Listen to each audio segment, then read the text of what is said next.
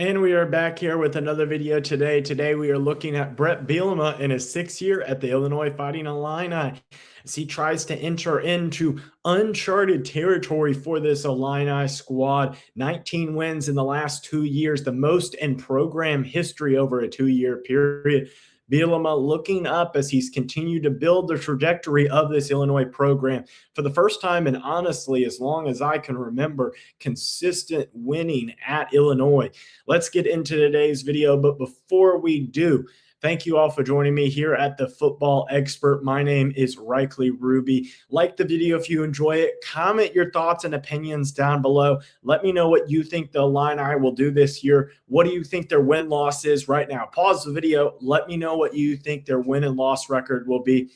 And then also make sure that you also subscribe. 6,600 subscribers is my goal by the end of July. We're about 120 or so away from that goal. So hit that subscribe button and like button down below. That will help the channel to grow. So let's get into today's video. So Brett Bielema, first game of the season is a home game against UAB. I have this as a win. I think that UAB is in a tough spot program-wise. They are struggling, to be frankly honest. It has not gone well with the last couple of head coaches that they have had really since, I don't know, maybe a decade ago, really since they've been at all good. UAB's really struggled, so easy win here for the Illini. Next game is a home game against Duke, and Duke obviously does not have Darian Mensah. I say obviously. If you watch the whole saga of what went on with Darian Mensah, Miami, and Duke, they have brought in some new quarterback, and then they also lost their star wide receiver to Miami as well. So the problem with Duke is that they lost those two key contributors on offense and then lost a lot of their graduating seniors and grad seniors at Duke last year on defense. So I think that this Duke team is going to be a little bit worse than they were last year. Last year they did play as well. Duke won the match, or Illinois won the matchup against Duke 45-19. So I think that trend will continue, probably a similar score, to be frankly honest. Next game is a home game against Southern Illinois. The Salukis facing off against the Fighting Illini, and what may be one of the most interesting mascot combinations of all time, honestly.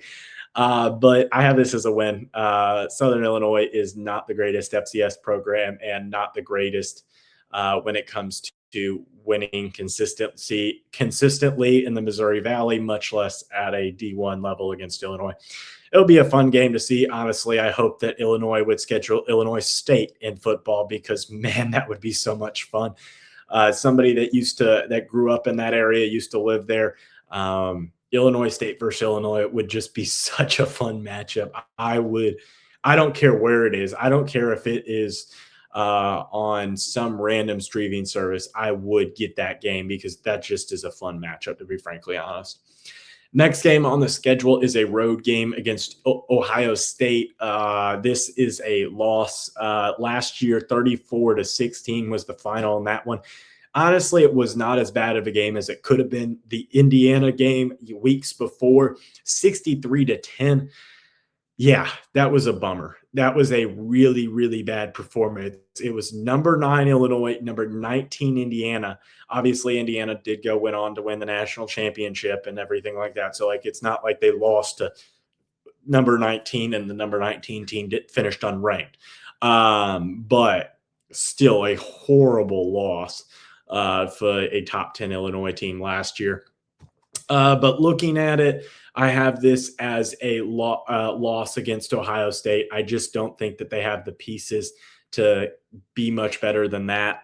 So I have that as a loss. Then I think that the next game, with it being against Purdue, Purdue is just not a good team. They're not. They are really struggling right now as a program to find recruits because right now you have not only one but 2 elite programs in the state of Indiana, in both Illinois, or in both in Indiana and Notre Dame. Sorry, I was trying to say Indiana 3 times over again. But yeah, they're just really struggling to find recruits, and I have that as a win for Illinois.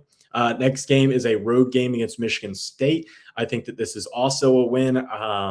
Obviously, with the hiring of Pat Fitzgerald as the head coach there at Michigan State, I think it improves the program a good bit in terms of its floor and what the production will be of the floor. But at the same time, I just don't know if they have the ability to have a high ceiling because, well, unlike what Northwestern was under Pat Fitzgerald, there is no Big Ten West, Big Ten East. So there isn't like the Big Ten West where the teams are Nebraska, Wisconsin, Minnesota. I think Purdue was in the West, Illinois. Like it was a mess. Or the Legends versus the Legacies. That was a while ago. But either way, I have that as a win for Illinois. I think that they are just the better team. So 5-1 heading into the bye week. A home game against Oregon. That would be a massive matchup, especially if the Ohio State game was somewhat close. This Illinois team could be ranked in the top 20. Oregon could be ranked as high as number 1, in all honesty, if they get the wins that they need to. And I have this as a loss, but look out for Illinois to make a statement here, because I think that Illinois is a good enough team with Katon Hauser as their new quarterback, the transfer from Michigan State, to make a statement in this game. But the problem is with this game is if they don't win this game, it could really tail off at the end of the season. So I have it as a loss. We'll see how it affects the end of the season. Road game against Maryland is next up. I have this as a loss. I think that Maryland will be firing their head coach and Mike Loxley midway through the season, to be frankly honest, or maybe even at a game like this. So I have it as a loss.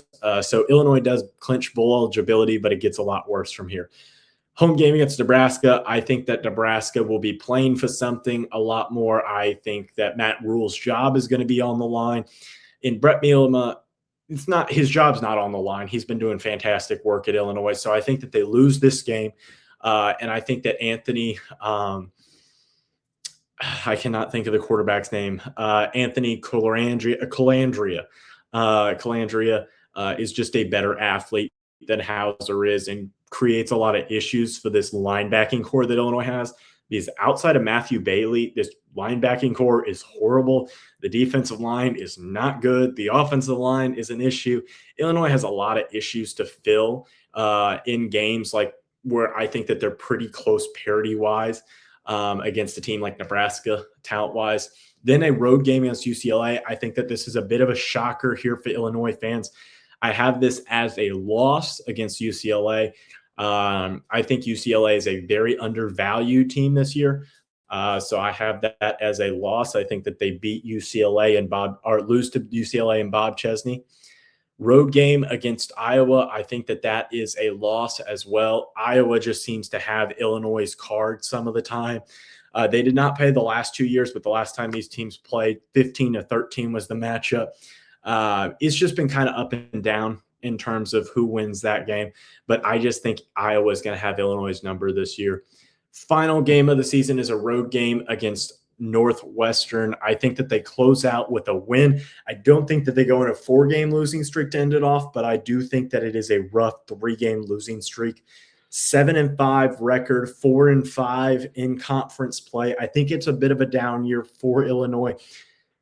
The offensive line is not great. The defensive line does not seem to be great. The linebacking core does not seem to be great. The secondary seems to be okay. But is Brett Bielema going to be able to coach this team to a level that his teams have been at the last couple of years?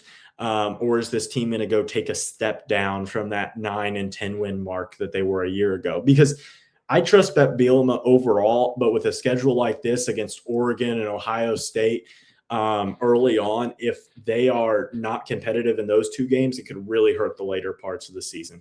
So that's going to wrap up today's video. Hit one of the 2 videos down below. It'll be a podcast of all my college football predictions, and then hit the subscribe button up here. Help me reach my goal of 6,600 subscribers by the end of the day. And as always, hope you have a great rest of your day. Bye.